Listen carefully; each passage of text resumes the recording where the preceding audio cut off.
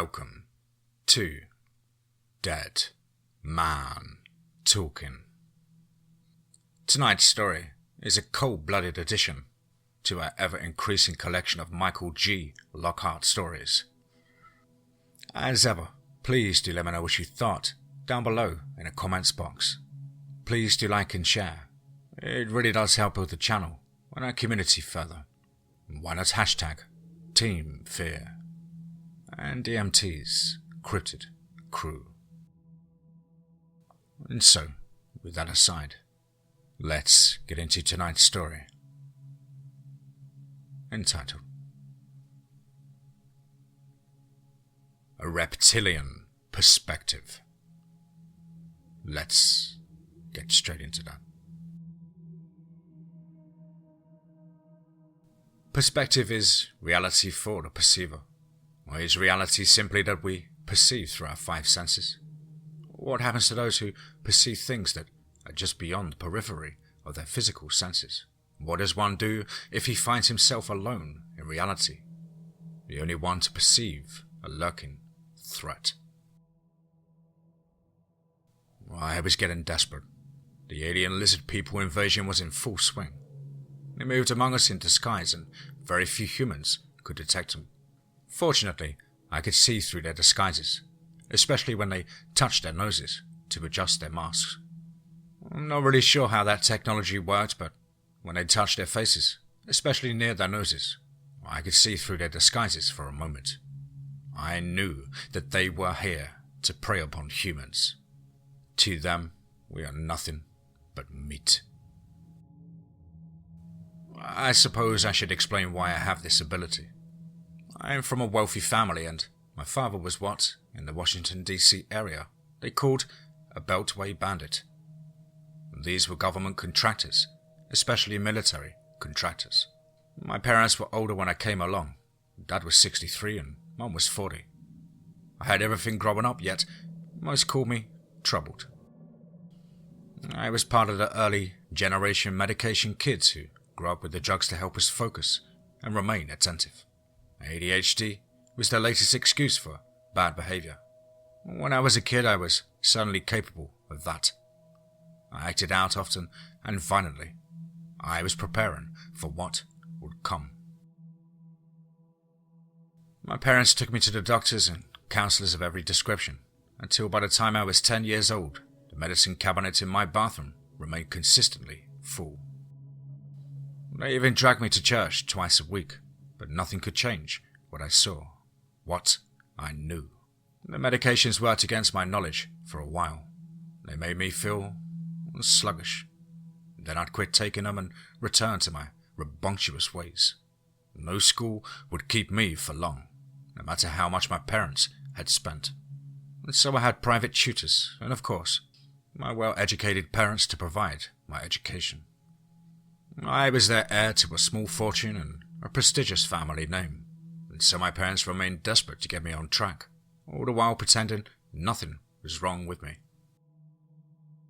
I added some therapies suggested by Dad's military friends. They rented a martial arts instructor to teach me discipline. And when I turned 14, they bought me a home gym and had it installed in the garage. And before long, I was a lethal weapon, and everyone around me feared when I stopped taking my medication. I had a episode. I was just preparing for the invasion. I'd seen signs of it all of my life, and now as an adult, I was prepared to act. If only they could see what I did. I knew from eavesdropping on my father's conversations. People tend to ignore crazy people, even when they are in the same room. That the military had developed special technology to detect things that most could not see. I suspected that they had a special division to deal with the threat that had begun to come to my attention. The lizard people. They're not really lizards. I just can't think of what else to call them. They were certainly not humans. They had no hair and delicate scales covered their faces. They had ridges over each eye, and each eye was yellow or green, with vertical pupils and nictitating membranes. They appeared husky and muscular, with long arms and thick legs. When they spoke, their tongues were forked and the inside of their mouths were white and contained savage fangs. Their scales were basically green but iridescent and gleaming. They could disguise themselves as humans, usually large, tall humans. They even covered up their hissing manner of speaking and their awful carnivore stench. They definitely possessed tech beyond ours to hide that so well in plain sight. I had a very rare, natural ability to see through their subterfuges, but my special talents were inhibited by the medications that I took. I knew that no one else seemed capable of detecting the creatures, and so I had to remain clear-headed and look out for everyone else. Perhaps Dad's military connections had a way to see them, since I had noticed even more black helicopters around the DC skies than usual. Perhaps other groups, clandestine groups, would have a means to assist. Or in any case, it was up to me to sound the alarm and save the world. I didn't want to start with my father's friends. I assumed they were already working to stop the invasion. I decided that a secret organization that had to know and would be willing to help was the Freemasons. My dad was one, and he and I had visited the big lodge in Alexandria, Virginia, not far from our home in Fairfax. And I formed my plan.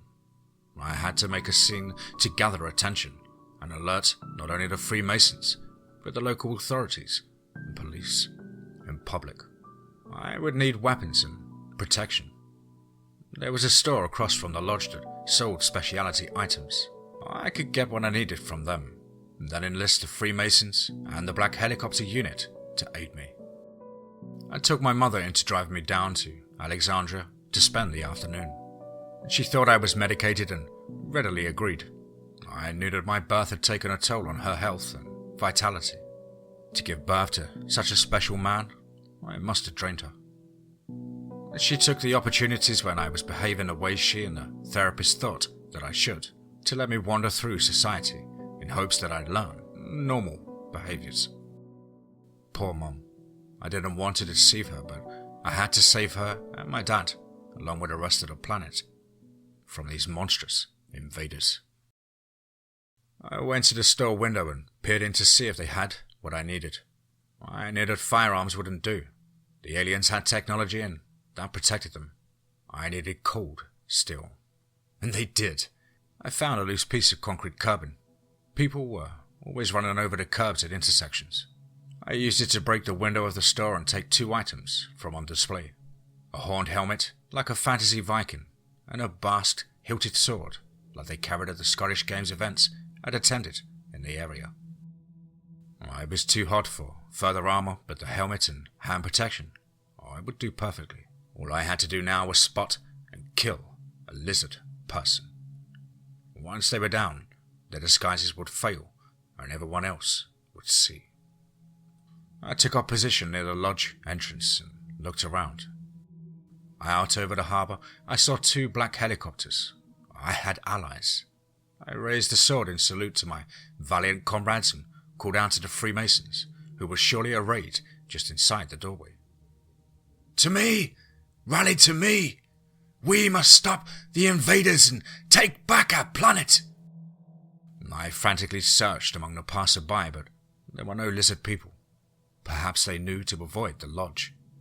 I had made a tactical error. I realized it as 2 Alexandria Police Department units arrived and officers stepped out and drew the sidearms. I knew that the lizards had infiltrated various and numerous law enforcement agencies in the area, but that most officers were still human. These 2 were, so I cooperated. There was a lizard creature working at the jail, but I could not get to him. I was only able to stare hatred at him through the windows of my cell. We were in so much trouble as a species. The lizards had won a round. There could not have been anyone else with my abilities. I was once again medicated and under the care of a psychiatrist. A lizard person in disguise. I knew she was, but I had to remain calm around her, or they would realize that I could detect them. Then I'd be a special target. Maybe I I always had been. I played the game and took my medication for a few months. Eventually, I was able to avoid or spit up doses. I became quite clever at this game. I worked out intently and focused on my martial arts training. I was on my 6th instructor, but I'd learned from each one before they'd each in turn declared that I was not learning discipline or focus, only destruction. Only I knew how positive an assessment that was. The lizard people, or they deserved destruction. I was confined to home until I behaved long enough for the lull of my parents once again. They were always dependable and loyal. I knew they would eventually let me roam again. Yet, this time, they did not. No matter how well I behaved or how much I pleaded, they would not let me go out on my own. Perhaps the lizard people had gotten to them, made threats. Surely the aliens had infiltrated the government, maybe even the military and Dad's friends.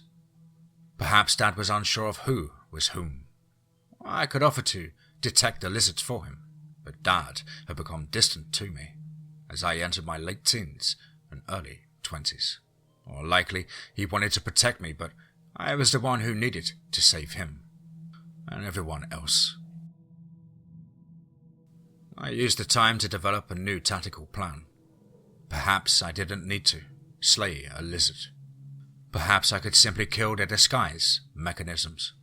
I had to start in some place less frequented by respectable people and have to go after dark. I had figured out that the lizard people did not like bright sunshine. This time I would not wear armor but dress lightly and be ready to flee. My only weapons would be my fists and my training. I was strongly built from weightlifting, and I knew I could deliver potent strikes that would destroy the technology of the alien predators. I found my moment when Dad was sick and in hospital. Mum had gone to visit him since he was in grave condition. I was late in autumn and the light had faded quickly. I was cold, but I dressed lightly to be able to run. I went to my room and on the way told the cleaning lady and my nurse that I didn't feel too good and was going to bed early. Well, they looked relieved. Oh, the blind fools. I slipped out of my window into the cool evening. My folks had always ensured that I had some cash on me, and so I knew I could follow through with my plan. It was time to get revenge on these murderous savages. I took the train to Arlington. I knew that if anyone noticed I was missing, that they'd first look at the mall in Fairfax, then at the harbour in Alexandria. Those were my two favourite hangouts, but I had rarely visited Arlington and certainly not the bar scene. I took the train, one of the best features of the metro region. I noticed no lizard people in my car, but there had been a couple at the station. They were getting off the train as I got on, and so I didn't have time to simply start with them. I was post-rush hour but still prior to 9 p.m, so there would be plenty of happy hour guests where I was going. I first went to the courthouse square, but the crowd was light and there were no nightclubs in sight. I got back on the train and returned to the previous stop. There was nothing much at all around that area, and I began to fear that I had to go into Georgetown to find the venue that I needed. Then I saw a young man, tall and slender, with a high, tight military haircut, a soldier and a human. I asked him if there was a bar or a nightclub in the area, and he directed me to a small place down the road, a few blocks. It was a neighborhood bar, Whitey's or Blackie's, something like that.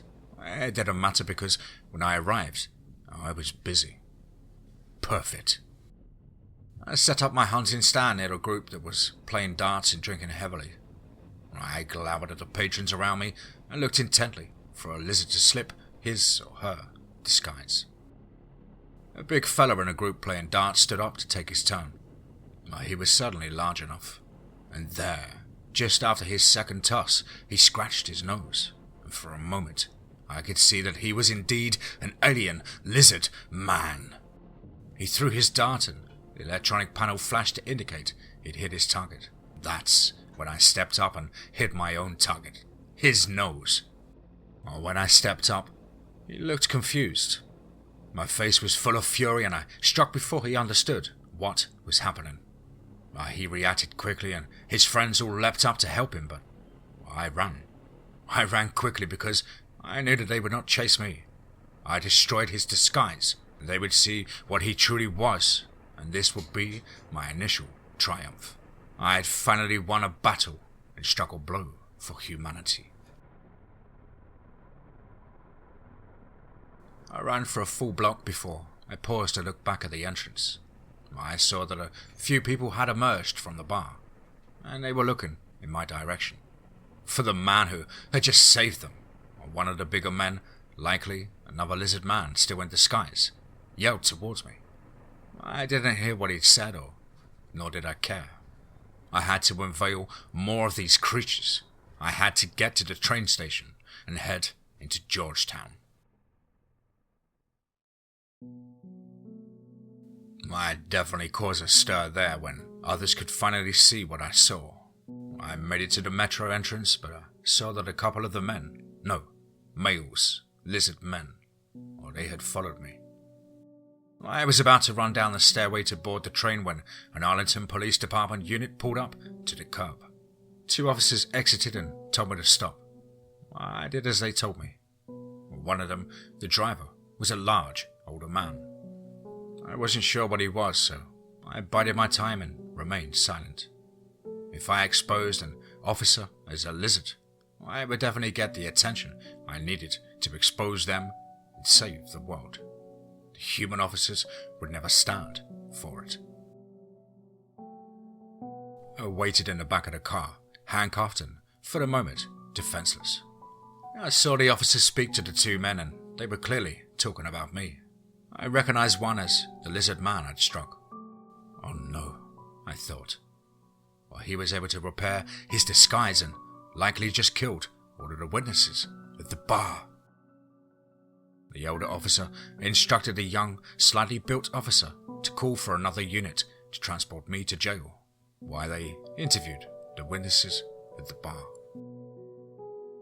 Shortly afterwards, another police car arrived and the large older officer spoke to the even larger but younger transport officer, clearly about me but quietly enough that I couldn't hear. And the big officer escorted me to his car and we headed towards the jail. I suspected that both he and the older officer might be lizard men, but I wasn't really sure yet, since many other officers were largely built. And then it happened. He sneezed a couple of times and was about to do so again when he grabbed his nose to stifle the 3rd expulsion, and his disguise slipped. I had found my new target. I determined to remain silent until I had exposed him. I knew that when humans spoke, the lizard aliens could read our thoughts. The lizard aliens could read our thoughts. I did my best to keep my features neutral, to suppress the image of rage that I felt towards this monster. At the jail, the sheriff's deputies did some paperwork, took my fingerprints and photographed me, and then put me into a cell to await the magistrate on duty. When the lizard officer came to the cell to escort me to see the magistrate, I was elated. I would expose him in front of a court official, and everyone would know. I tried to hide my excitement as we entered the small hearing room in the booking area. There was a desk, and behind it sat a large woman with a prominent nose. As we entered the room, I noted in horror that she wiped her nose with a tissue, and for a fraction of a moment, her features shifted. Another lizard! I was shaken, and for a moment I was unsure of what to do. I waited and formulated my plan. Surely the deputies in the booking area would come to my aid once I destroyed the disguises on these 2. I hadn't planned on taking on 2 at the time. Apparently, while my mind was occupied, the magistrate had spoken to me, asked a question, and the big lizard officer leaned in and said, "Wake up, buddy. The magistrate needs your answer." That's when I struck. I smashed his jaw and pushed him towards the inner wall. I then tried to leap across the desk and do the same to the lizard magistrate. Unfortunately, the lizard officer He grabbed me around my waist and tackled me to the floor. I knew I was in trouble, so I went limp. I knew that the lizard aliens preferred prey that would fight to the last. They like to play with their food like big reptilian cats. And the deputies entered the room and put handcuffs on me once again. They took me through a door and away from the magistrate's room and the lizards. I wanted to tell them. I wanted to scream, but the deputies, well, they didn't seem to care that the lizard officer was exposed. They must have been in league with the beast. Traitors to humanity. Oh, the conspiracy ran deep indeed. Surely they served the aliens to save their own sorry lives. Perhaps they had been promised some reward, but they didn't understand the lizard people. They would never honor an agreement with what they considered cattle.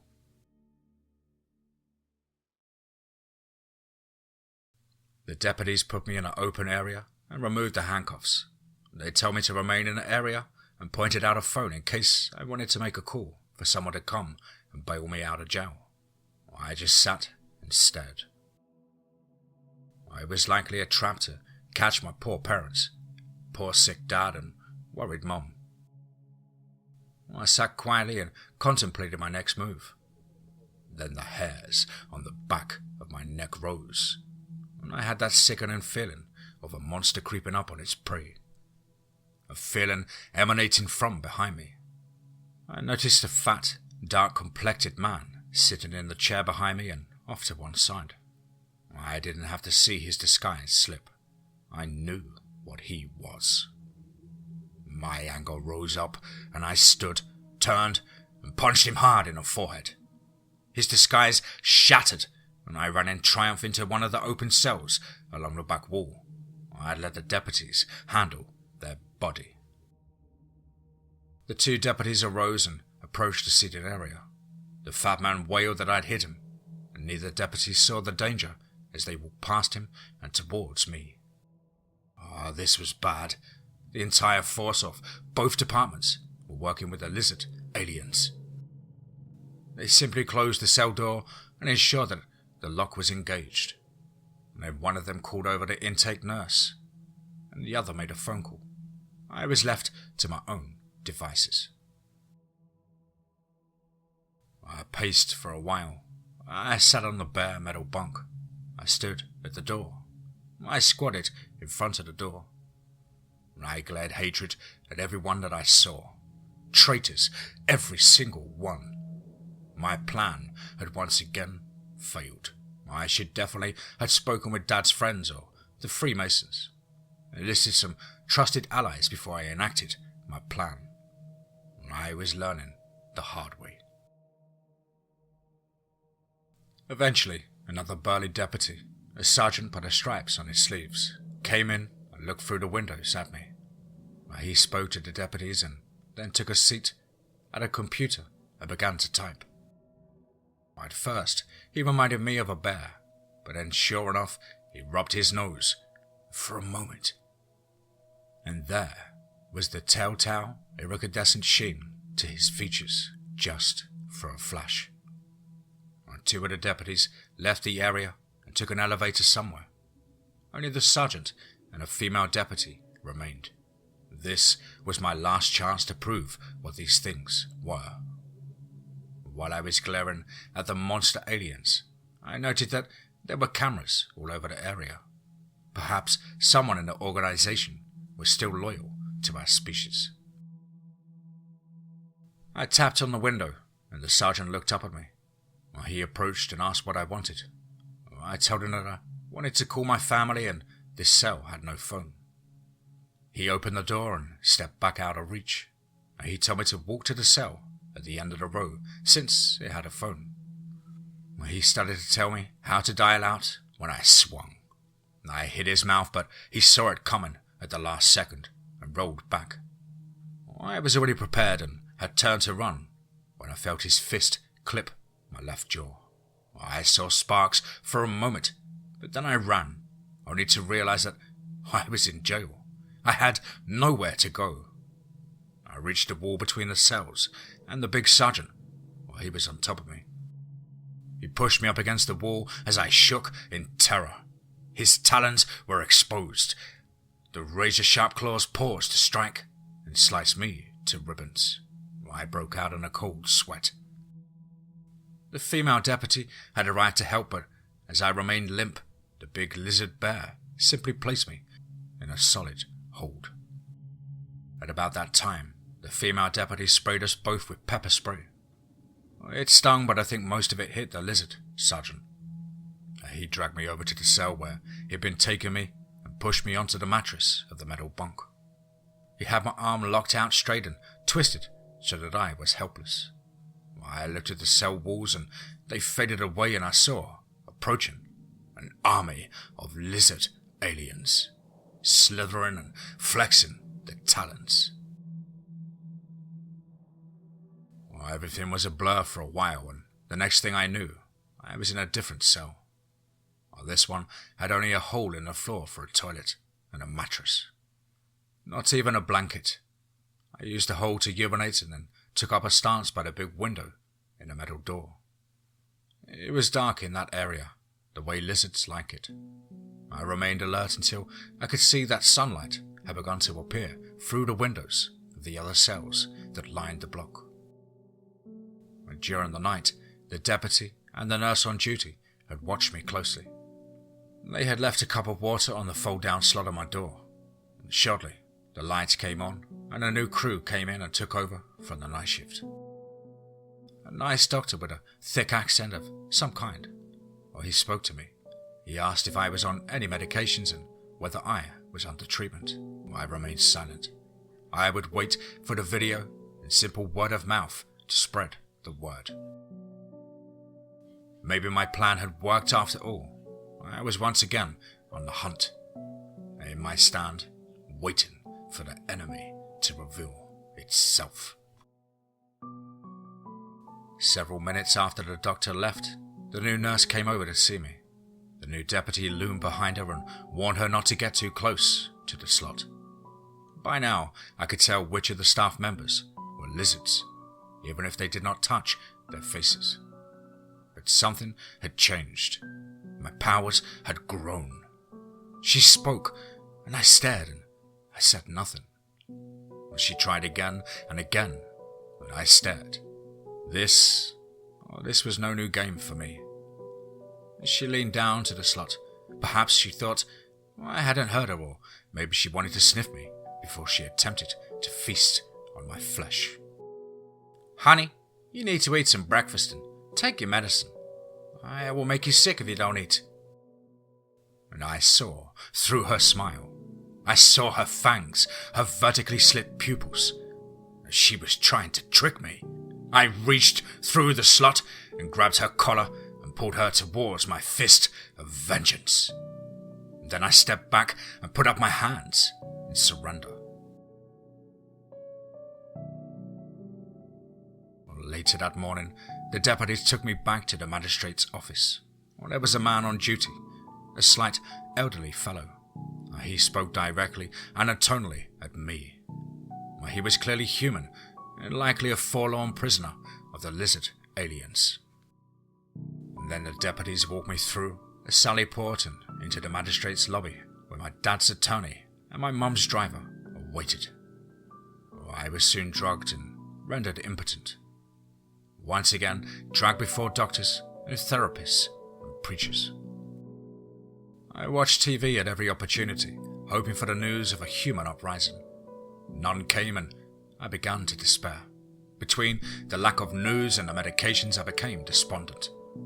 The doctors told me that regardless of what I saw, the lizard aliens were not real, and I was not to act when I saw them. I told them that I would not act. I meant it. I no longer saw the point of trying to reveal, much less defeat, the invaders. The war was lost. Humanity would be devoured. A few months later, I attended court. All of the lizard creatures I had exposed or tried to expose testified. My doctors testified. My father had died around the time I had returned home on bail. I thought that my mother blamed me, but it was the lizards. and she sat in the courtroom and stared at the floor in despair.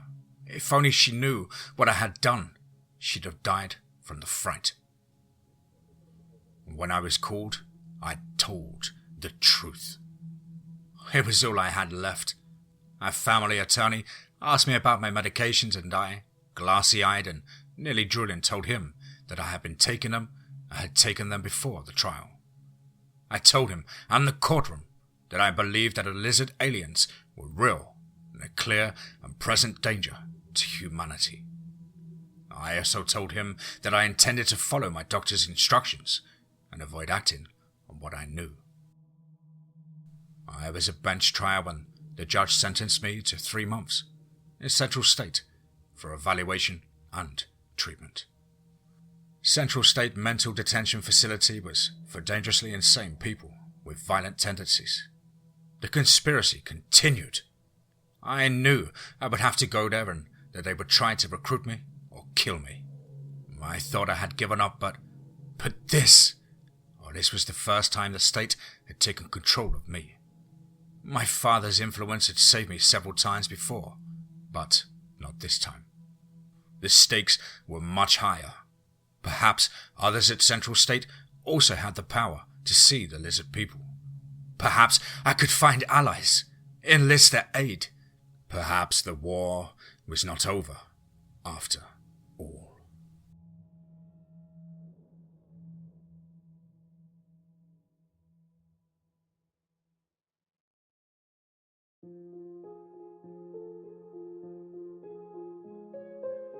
Wow. Certainly another one. Wow. What a fantastic addition to your collection of stories there, Michael. Thank you so much, brother, for your patience and, of course, your incredible input and support. Guys and girls, you know the drill. As ever, please do let me know what you thought down below in the comments box. Please do like and share. It really does help build the channel and our community further. And why not hashtag TeamFEAR and DMT's Cryptid Crew. If you're an aspiring writer or would just like to have a crack at things like myself, then please do get in touch with me at the usual email as on screen, which is dmtforestofear@gmail.com. I really look forward to hearing from you. I hope everybody's doing well this week, had a great weekend with friends or family, enjoying the summer weather. But above all, guys, remember, be safe, not sorry.